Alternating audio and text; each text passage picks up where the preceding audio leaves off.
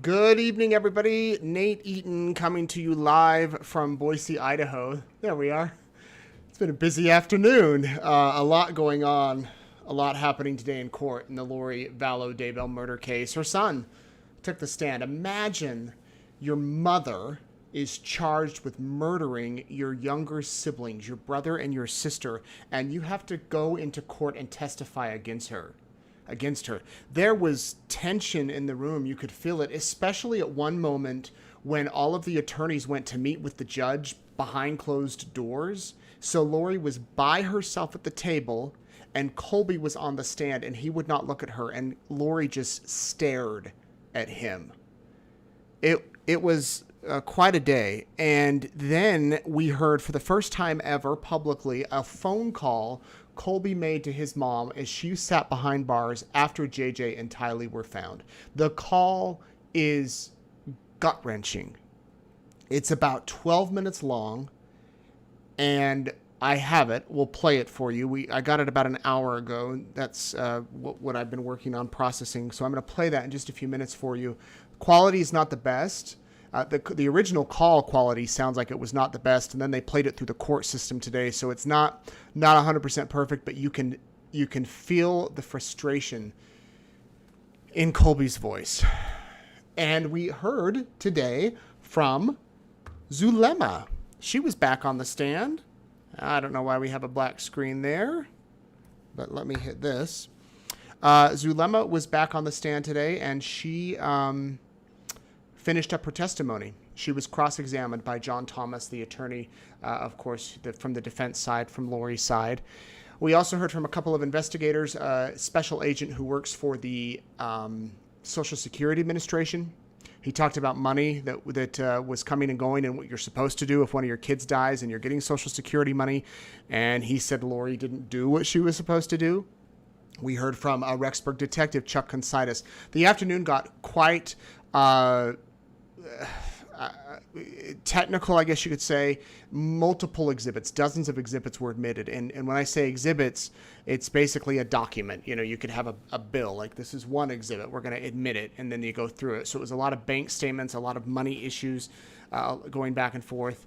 And that's what we saw this afternoon as things were happening. So we're going to talk about all of that tonight here on Courtroom Insider. Before we get going, I want you to tell me where you are watching from and let me know if you have any questions, because we're gathering your questions throughout the evening and we're going to talk about them here as best we can and answer as many questions as we can as we get going here tonight. So the first thing we want to talk about, I keep getting a black screen here, is the testimony of Zulema. So Zulema said that she was questioned for most of the day on Friday, and the testimony was interesting. She talked about the religious beliefs. She talked about a lot about the castings, how they would get together at her house and do these castings, and Lori was involved, and she would assign everybody an assignment to do these castings, and that's what she did. That's what they did as a group there. And John Thomas began cross-examination on Friday afternoon, and then he picked it up first thing this morning. I'm just going to go through a couple of bullet points. I'm in the process of posting her audio that you can listen to, the responses to the questions. She said that her and Alex Cox, so remember, Zulema married Alex Cox, Lori's brother, and then died 2 weeks later at the end of 2019. They got married in Vegas over the weekend. Same weekend that Melanie Pawlowski married her new husband, Ian. So Zulema said that her and Alex started dating in August of 2019. They kissed and held hands for the first time on Halloween. He proposed to Zulema, began ring shopping, and then actually proposed on November the 7th. So I'm just looking at my notes here to be sure I have this exactly right. Yes, so he proposed to Zulema on November 7th. Now, here's the interesting thing. John Thomas asked Zulema, when did you get married? And she said she didn't remember the day. And he said, you didn't remember the day you got married? Was really trying to pin her down on these details. And she said she didn't remember because she didn't remember the day because there was a lot of trauma associated with that time in her life. And she's not wrong. There was a lot of trauma. Her husband, she said, of course it was traumatic. I came home from work and my husband was dead on the floor. I left him the morning of December 12th and said goodbye, and I came home and he was dead on the floor. So yeah, there was a bunch of trauma. And my friends were turning against me, or I don't know what my friends were doing, and she explained that. So, an interesting note though, she did not recall when she married Alex. And a defense attorney's job is to try to poke holes in the testimony of the prosecutor's witnesses, and so far we have only heard from the prosecution's witnesses. So that John Thomas is doing his job. He's trying to, poke holes in her testimony and say she's not a reliable witness. You can't really believe what she says because she can't remember the day she got married. So we go on to have text messages between Chad and Zulema, and one such text happened on a day when Zulema needed a blessing from Chad because she said her shoulder hurt or her elbow hurt or something like that. Here we go. This is the image of Zulema from today, by the way. Her on the stand. She did cry. In fact, there were a lot of moments of sadness for Zulema, a lot of tears and tissues. But she told John that yes, she called Chad, or she texted Chad. She needed a blessing because her shoulder hurt. And Chad responded, I've taken away the pain. I've cleared the energy. I don't remember the exact words, but he basically said that she was healed. And she responded, oh, I feel so much better. I can move my shoulder now. So John Thomas is trying to get to the point with her to say, did you believe this from a higher source? Or did you believe this because Chad and Lori taught you this? And she said, well, now I know that Chad and Lori taught me wrong. She's talked about how Alex totally believed all of this. She said it multiple times that Alex was all in. He totally believed anything Chad and Lori said and would do whatever he said. Here was an interesting thing that I thought. The day Charles Vallow died, Zulema was in the temple. She said she was trying to get Hiplos out of Charles's body as he was dying at the house. She said that Lori was supposed to join her that morning at the temple, but she never showed up. And Zulema spent hours there at the temple. Now, here's another interesting point from Zulema that I want to play, that this is how the testimony ended. This is how her testimony ended with John Thomas when he talks about a really powerful spiritual vision that Zulema said she had. And you can pick up, not necessarily on what she says, although it's interesting. Imagine that you're in the jury seat. Now, all of you watching, by the way, probably know about this case, or you've known, or if you don't, welcome. You're probably wondering what in the world we're talking about. But imagine you're in the jury and you're in this seat and you've heard all of this stuff, and then this is talked about from one of the key witnesses. I'll play this for you. Grand jury exhibit.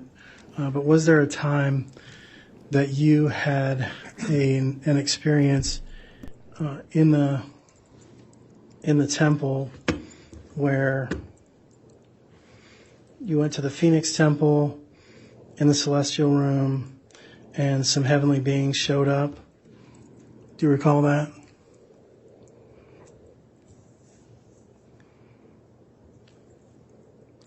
Yes, I do. This is something you won't soon forget, right? I mean, it was pretty spiritual. Yes. Pretty powerful. Yes. You said the Heavenly Father was there? Yes, I believe so. And Heavenly Mother was there? I believe so. And Jesus was there? Yes. And your eternal husband was there? Yes. And who was that? I couldn't see who was.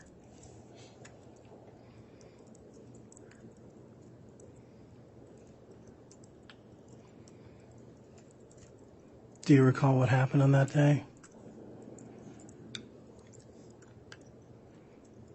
No, sir. you remember that you saw Heavenly Father, Heavenly Mother, Jesus in the temple, but you don't know what happened?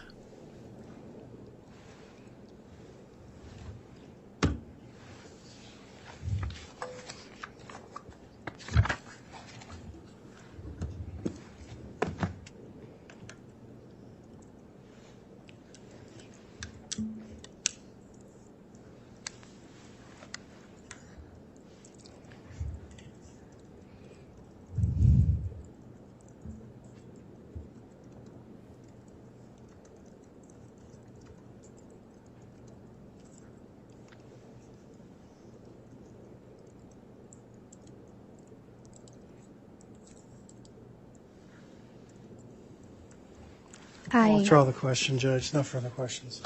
All right. Okay, so did you catch that?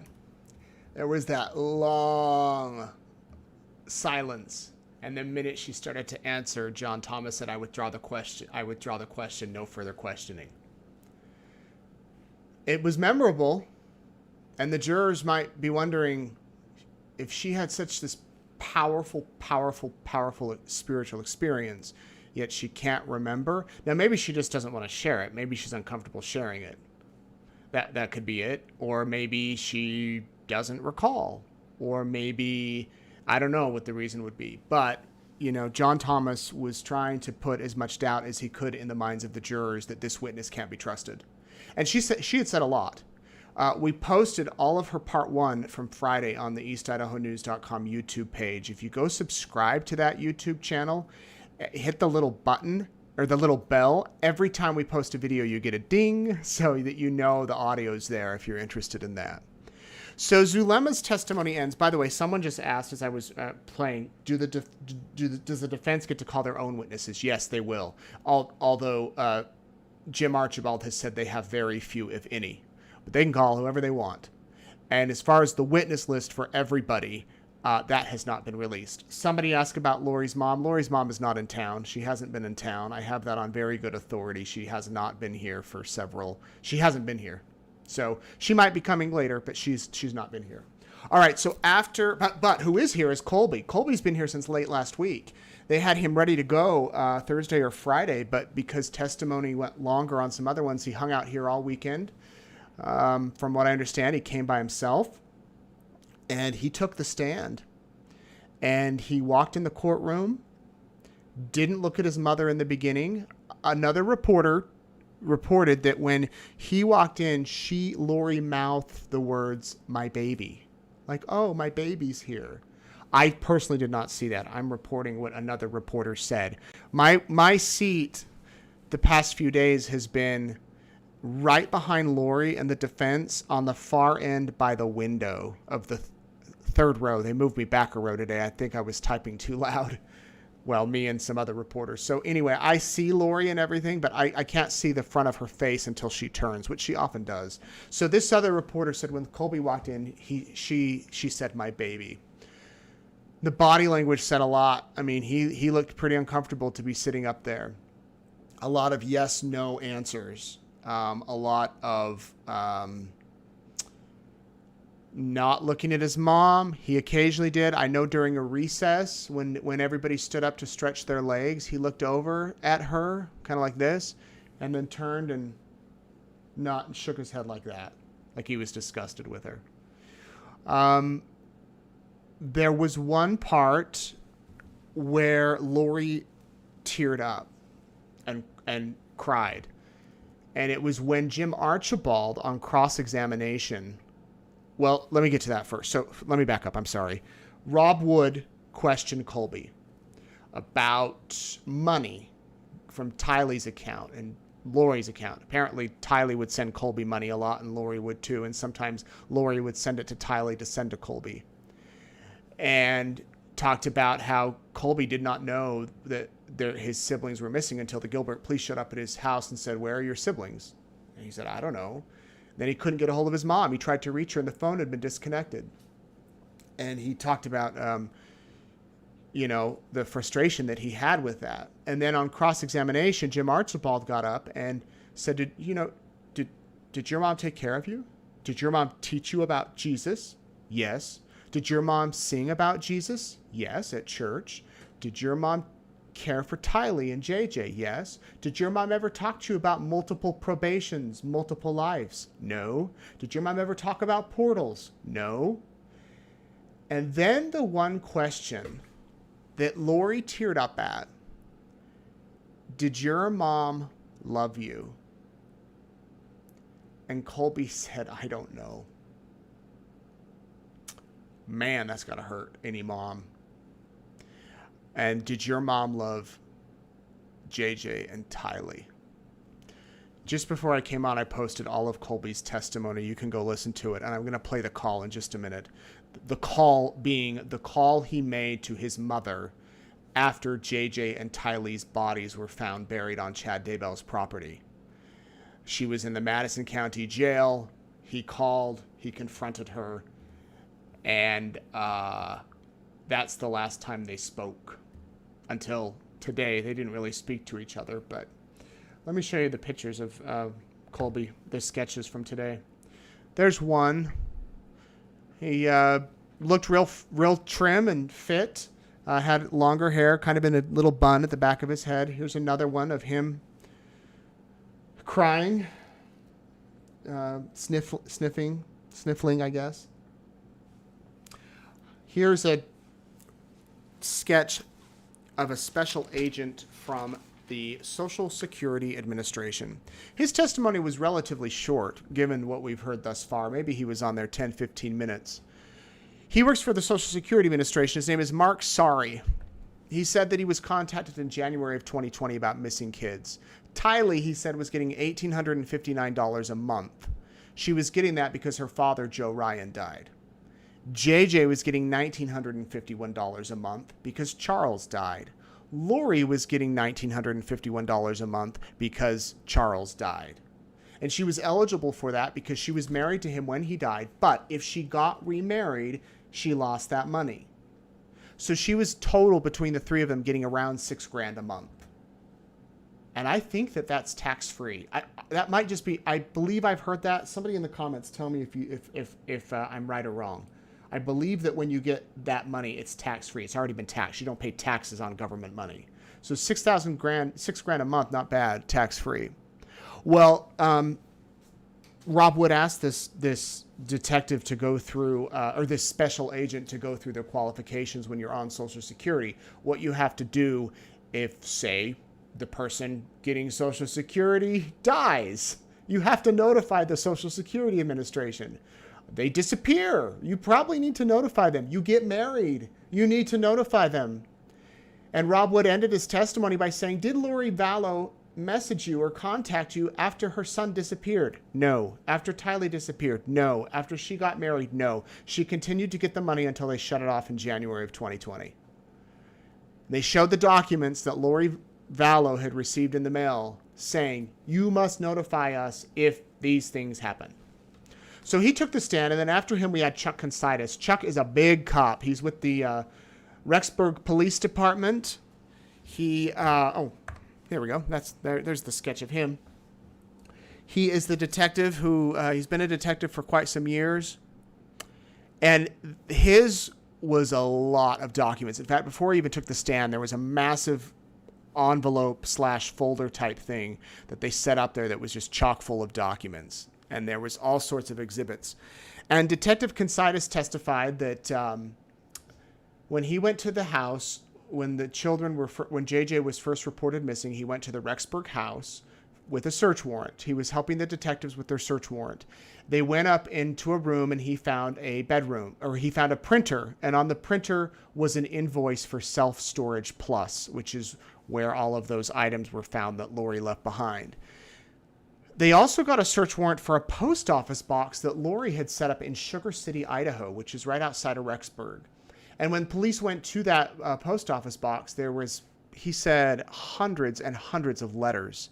There was bills and there was invoices and there was all sorts of stuff. And they went through those and they found that, and then they got search warrants for all of Lori's bank accounts. And she had a lot.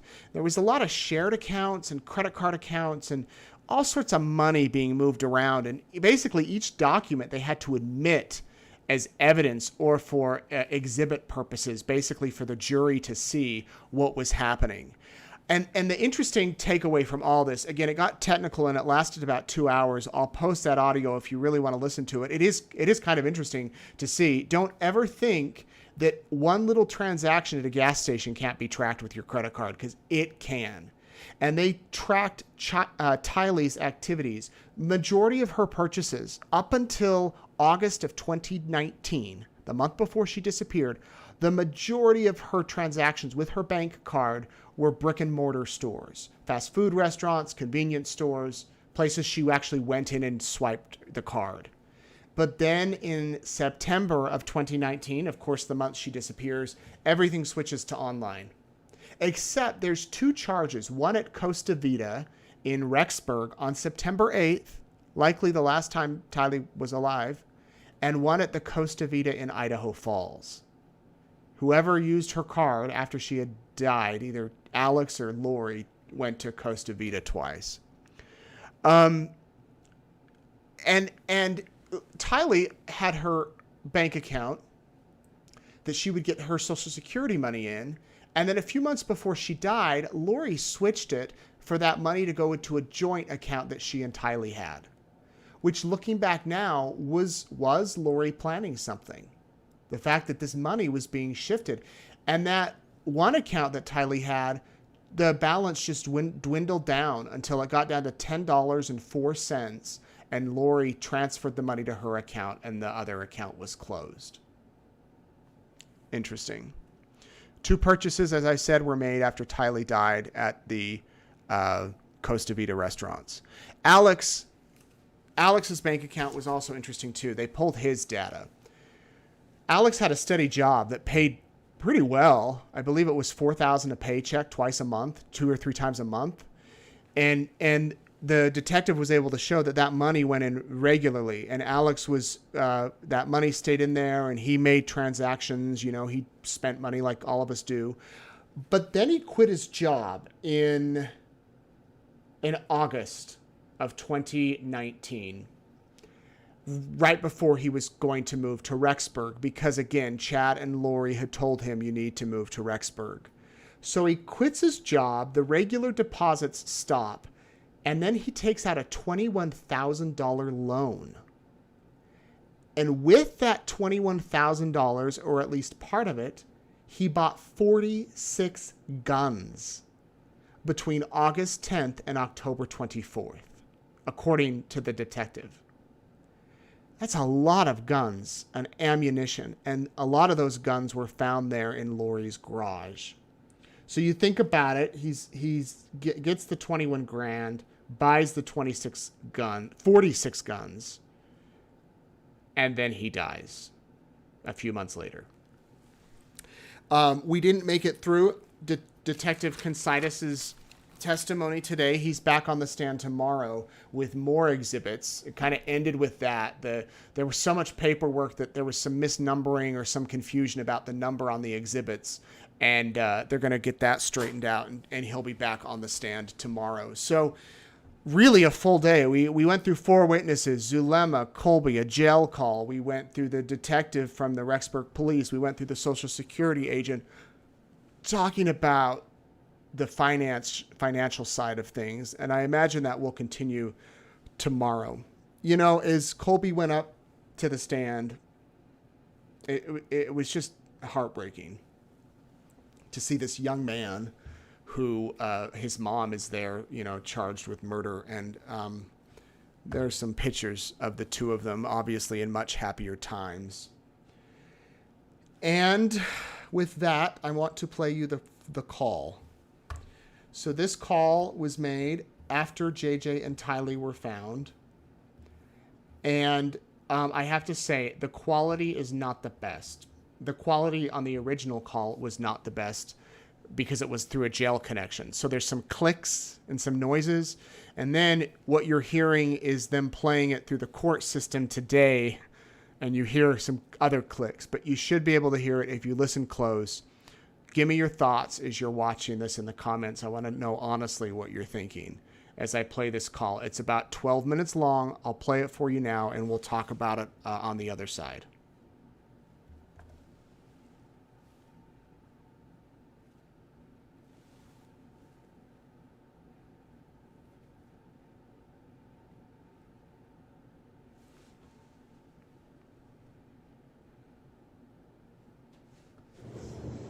Hello? Can you hear me? Yeah.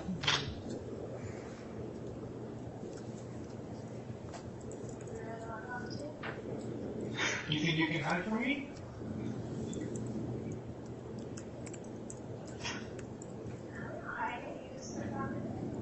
Probably because you murdered my siblings. That's probably why I'm talking to you. Maybe you should understand. I didn't. I'm sorry that you felt that way. You didn't do anything, right? I've prayed for you in my worst moments. I prayed for my siblings who swore to me were okay. I thought I could trust you. I thought that you were a completely different person.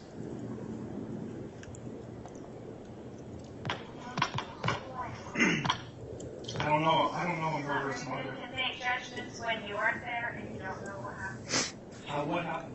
Everyone's making their own judgments. Mom, you've been shoving BS on my throat for a very long time. I'm going to talk to you. You can be in mad a at sweet. Hey, listen to me. I'm not mad. Mom, Listen to me. Fine, listen to me. I've sat there and prayed.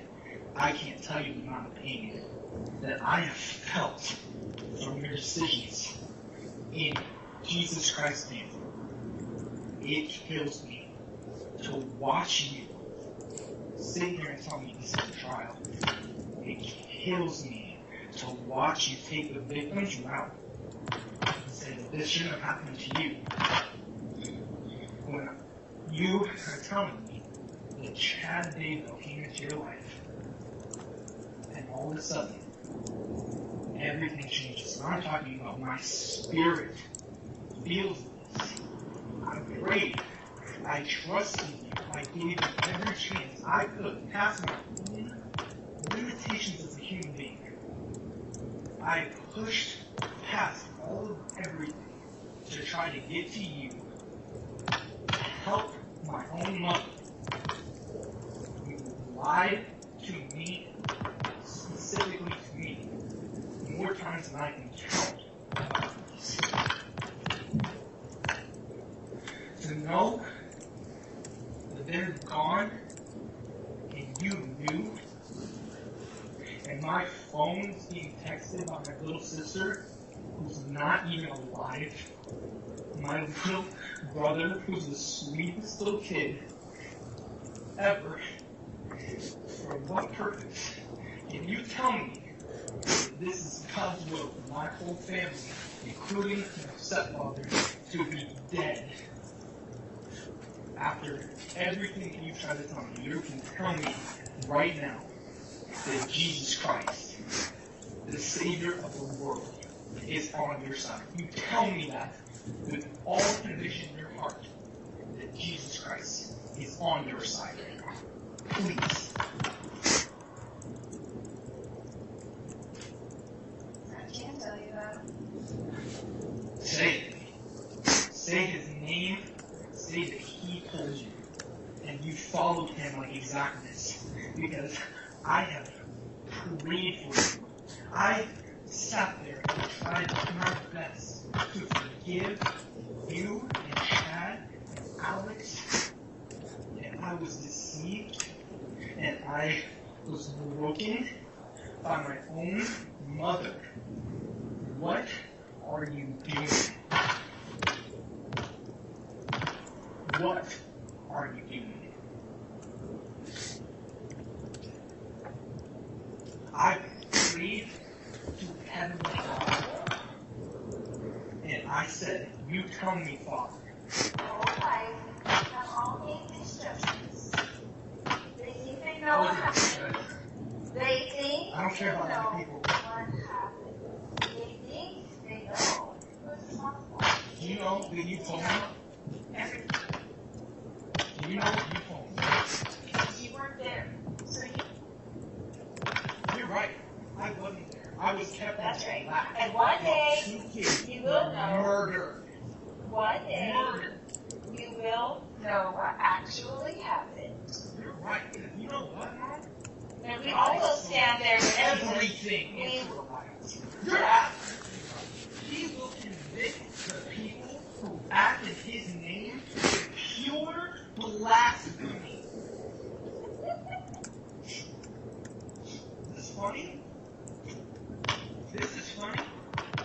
This is funny. You're laughing like this is funny. How come your camera's not on, Mom? You don't want to look at me in the eye? Why can't you look at me? It's nice just to you and me. talk I'm to in you, my house Holmes. alone. I love you. I always will. One day you will see and one day you will understand. Go ahead and I hang do up. love See you. how that works for you. You gonna hang up? I don't have anything else to say. You obviously don't know. Let me tell you You something, weren't Mom. there. You weren't there. Summer wasn't there. My mom wasn't there. The police weren't there. The FBI weren't there. You're right, Nobody Mom, was there? was there. Tyler and JJ, Mom. Yeah, and guess what? They know. They know exactly what happened. And they love me. And we're still together forever.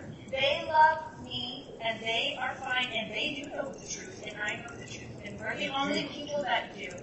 So you can judge me, Colby, all day long. Go ahead and judge me. The whole world has. The whole world has judged me. Listen to me. They don't know, and you don't know. You know what I've been through, and you don't even give a crap what they've been through. Nobody does. Except for me. I'm the one that knows.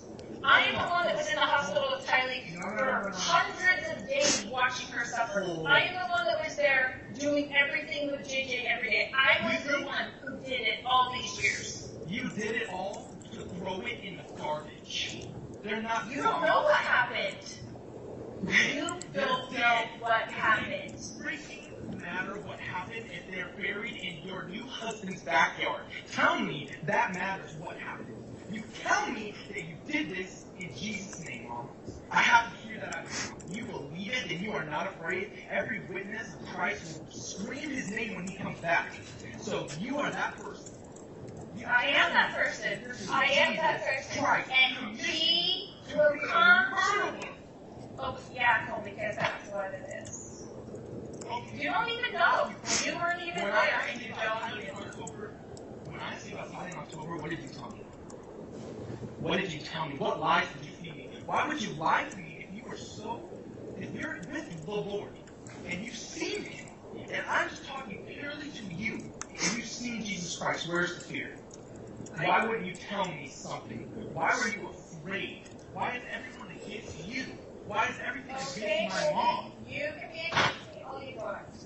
One day, we will all stand there with Jesus. We will all stand there with Jesus, and you will know the truth of everything. Hey, isn't it? Not for me. You're telling me that this was all done in light. Say it. Tell me that this was done in Jesus' name. You don't know what happened. Why? Why don't I know, Mom? Oh, because I was kept in the dark to protect me? You know who needed protecting? My little dead siblings. That's who needed protecting, Mom. This Where were you is to not do that? Is that what you think you did? You ran. I hadn't been. A month later, you ran away. I never wanted you guys to leave. I would have taken those kids in 1 second. I would bring them into my home, and I would have taken care of them. That's not even a question to me. Yeah, everybody You can't say that you know. Everybody says that. Says it now. Where was my offer?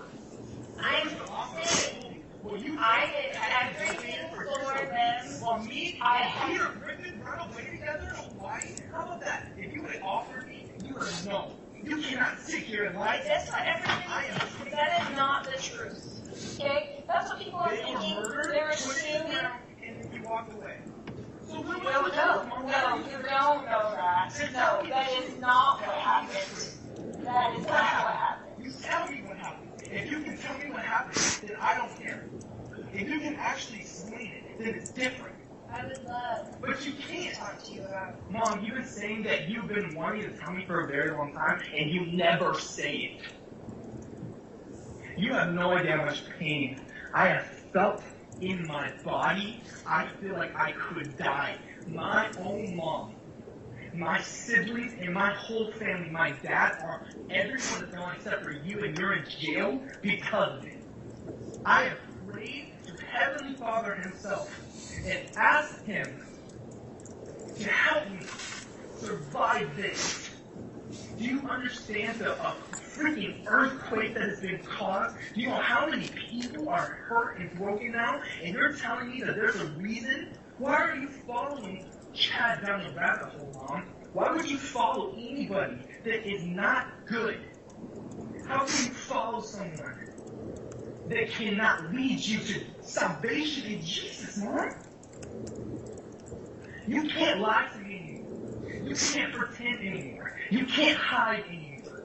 If you want to tell me what happened, I called you for that very reason. You had enough condemnation for the whole time and eternity, but you're telling me that you're going to stand in front of Jesus Christ and you're going to be fine.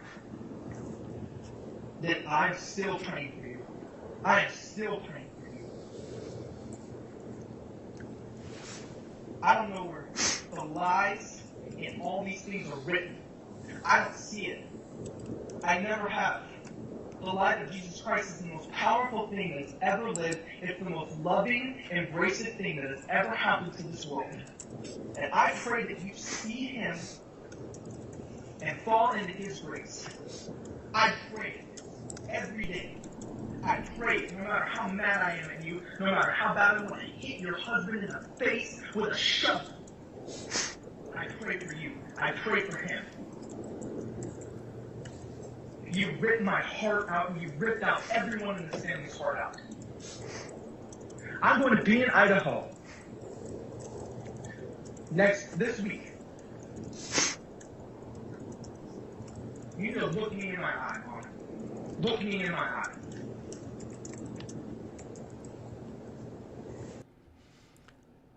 And that's the end of the call. Whether Lori hung up or whether it was disconnected, that's the end of the call. Many of you are asking, who was that sniffling? That was Colby. He was on the stand as they played that call in the courtroom. The typing you're hearing is from the court reporter or somebody up there with the prosecution, perhaps. That was the call. A couple of key points from it. I mean, there's really not much to say. If you couldn't hear it, it's hard to hear. Go back and listen. Put in earbuds or turn it up really loud when we're done tonight and listen to it. The part that really got me, and it appears a lot of you, is when he accuses her of blasphemy and she laughs. She kind of has a cackle, a laugh.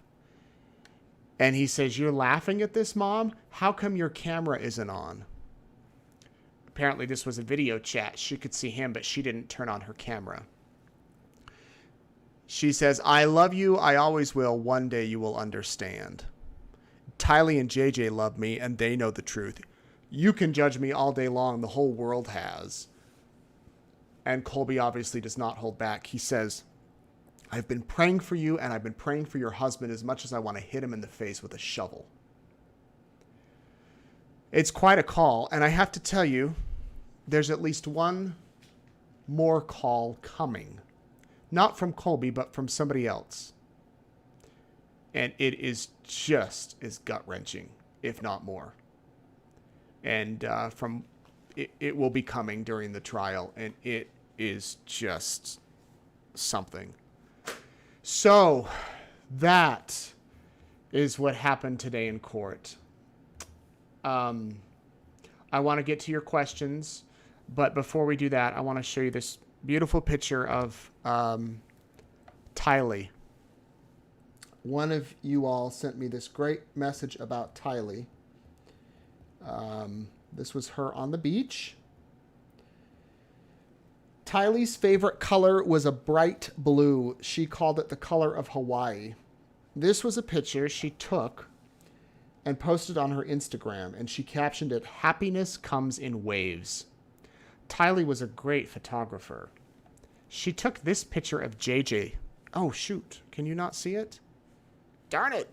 I don't know what happened. I'm sorry. My computer here is messing up. I think that you saw the other one of Tylee. Darn it. Here's what I'm going to do.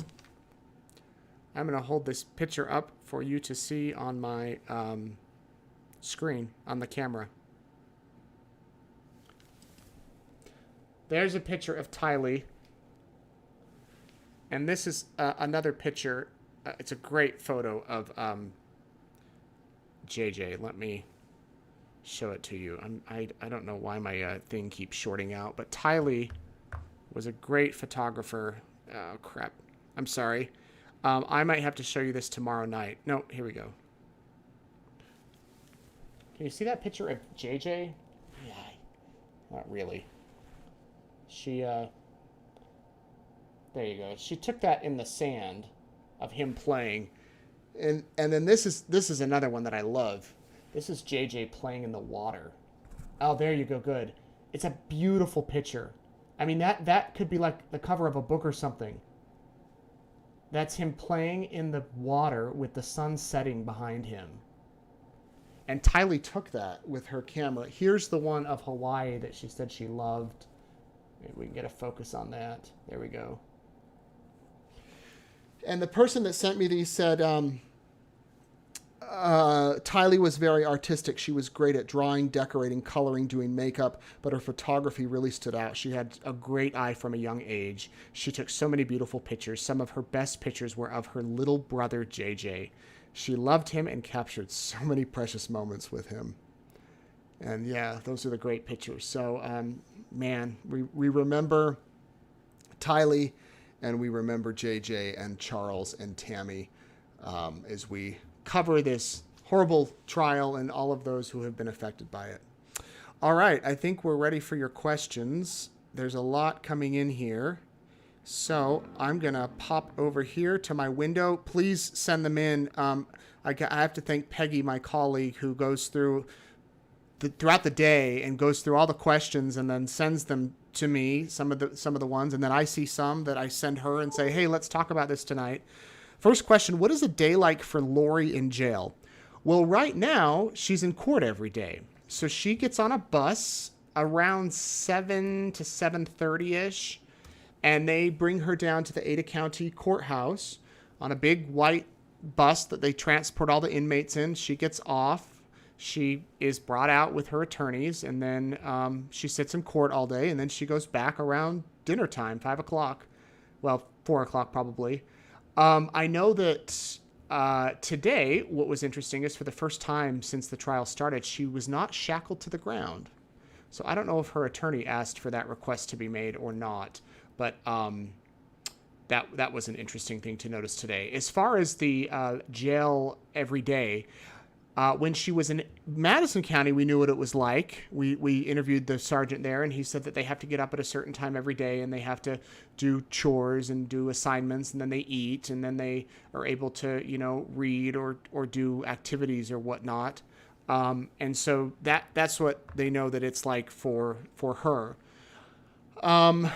So yeah, I don't know what it's like at the Ada County Jail, though, to be honest with you. What were Lori's expressions while Zulema talked? I don't know if she had much of an expression, to be honest with you. She, as I said, I see the back of her head, and unless she turns this way. She takes notes. She is actively involved with her attorneys. They are all working on the case together, and she really didn't display much. If there was any sort of reaction today with anything, it was with Colby over Zulema.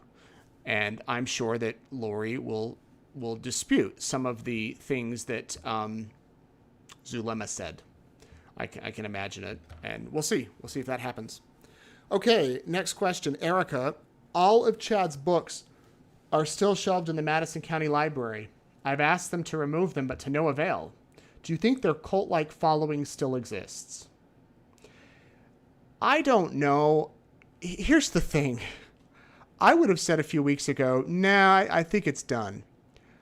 I have received 3 emails from people in the past week who have all asked to be anonymous, who have told me their stories about being involved and following some of Chad's teachings or all of Chad's teachings or some variety of it.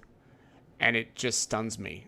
I am surprised. I don't think, I mean, I'm sure there's people that have some of the ideas and maybe they pick and choose the doctrines he was teaching, but I don't know. I don't imagine the books will be shelved there much longer if he's accused of a crime, but I don't know how that works. Interesting question. Many of you have sent me the books. Thank you for sending those. And there's another book that several of you have sent me that you believe that that's where Chad got his teachings from. I won't name it, but it was very similar to what we've heard in court. Brianna mentioned, you'd mentioned how hard it might be to find a clean jury in Ada County. After Lori's trial, what if we can't find a clean jury at all? Where could they go to hold court for Chad? Great question. In fact, I was just talking about this today with a few people. After this trial, the Boise media has been covering it heavily, along with the national media. But most of the jurors say that they hear about it from the local media. So I don't know if the judge would move it to like Twin Falls or Coeur d'Alene or something, or it would just have to try really hard to get another jury that hasn't heard about it. I don't know. That is a great question. That's a challenge the court has to have. The question is, you can have heard about the case. You can say, I've heard about the case. And so a lot of these jurors did. They said, yeah, I heard about it. A couple in Hawaii, dead kids, but that's all I know. I didn't see the Netflix. I didn't see Dateline. I don't watch Nate Eaton, stuff like that. Then they'll say, okay, you can hear about it. But it's if you're like, yeah, I binge watched the show 12 times and here's my theories, you're out. Why was Colby receiving money from Lori or in fact Tylee? Well, I think that was just kind of a family arrangement. It wasn't like Social Security benefits or anything. I just think that Lori would send him money, and sometimes he'd ask Tylee for money, is what it sounded like, and they used Venmo and Cash App, and they would send it through. Was Colby in court alone? He was. Was anyone with him for support? No. Was Colby still married? He said he did tell the defense attorney that he is still married. Why do you think there were so many guns? Diane asks. It was an arsenal. Well, they thought, apparently, that the end of the world was coming. So maybe that was one way. They thought the zombies were coming. Maybe that was another way. Stockpile these weapons and ammunition. I don't know. It's a lot of guns. Renee, so far, which witness has been the most detrimental testimony against Lori? Oh, boy. Good. Y'all have good questions. Keep sending them. I don't know if there's one. I think they all have been powerful in their own way, and it's been all compressed into now 6 days of testimony, just jam-packed. Kay was the very first one, Kay Woodcock. She was powerful. The detective may not have caused any tears or anything today, but he was showing the money, where the money was going and coming. In fact, the detective did get choked up for a moment. When they were talking about the money, he talked about when the money started to leave and when it went into the account. And then he said on June 9th, the day the kids died. And he got choked up at that moment. Was Lori really crying today? So again, I couldn't see. I saw her grab tissues. I saw her wiping her eyes. I texted Chanley on the other side of the courtroom, Chanley with Court TV, and I said, are you seeing her crying? We were texting back and forth, communicating back and forth on our computers, not on our phones. And Chanley said that she saw tears and wiping. So I think she was. A couple days ago, Lori had the opportunity to hear Chad's voice in court. What was her reaction? I didn't see one. Just normal. I didn't see any sort of reaction, excitement, sadness, nothing. How'd you end up in little old Idaho? You should be in New York or LA. Come on. Well, if I was in New York or LA, I couldn't be covering this. My dream one day was to be in New York or LA or a big city. And I've had some interests and opportunities lately, to go to maybe New York or maybe LA, but I'm very happy where I am. And, I'm happy with East Idaho News. So thank you. And one day maybe I'll talk about my journey, how I ended up back here, because I worked in television in Idaho, and I remember the day I left, I said, I will never be back. My little Honda Civic got stuck in the snow 2 or 3 times because it was a blizzard, and I'm like, I'm out of here. I will never move back to Idaho. And as defiant that I was about moving to Idaho, my wife was so much more. Maybe we can have her on again and we can tell the story. Please clarify who did cross-exam today, Archibald or Thomas. Good question. The first John Thomas did cross-examination for Zulema, and then Jim Archibald did it for the others. He did it for Colby. There was no cross-examination on the secret or the Social Security guy, and Chuck Considis is still on the stand, and there has not been any cross for him yet. So both. Who pays for the witness travel and hotels? The state does. If they're witnesses for the state, they pay for that. If they're witnesses for the defense pays for that. Any idea how big the 3 rocks were on JJ's burial area? Michelle asks. I believe they were around this big based on the photo. I can double check tomorrow, but I think that they were this big. There was planks. Maybe they were bigger. I mean, I just saw a photo, so I don't have a frame of reference. But there were 3 white rocks on there. Has JJ's biological dad been to court yet? No, he has not. Amanda asked that. What does the role of an alternate juror look like? Because I'd be mad if I got to the end of the trial and didn't get to vote. Yeah, that's a good question. So they don't know who the alternates are. Nobody does. The judge has asked each juror to pay attention and act as if they are the main juror. And then when it comes time to deliberate, whoever's left, assuming they're all there, or if we lose 1 or 2 between now and then because of different reasons, the judge, I don't know if he'll randomly like draw a number out of a hat and say, here's the 12 or what, but the alternates won't get to deliberate. But man, they can say they sat on the jury for this. I think that's all we'll do with the questions. I do want to tell you, I have a special thing coming up tomorrow night. We'll be here for Courtroom Insider at 7:30. I hope you'll join in.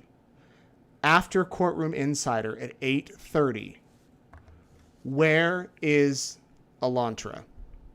So I'm shifting gears here. This is another case.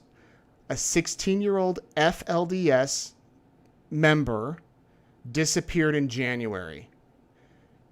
She took her mom's car. It was later found at a gas station with a note.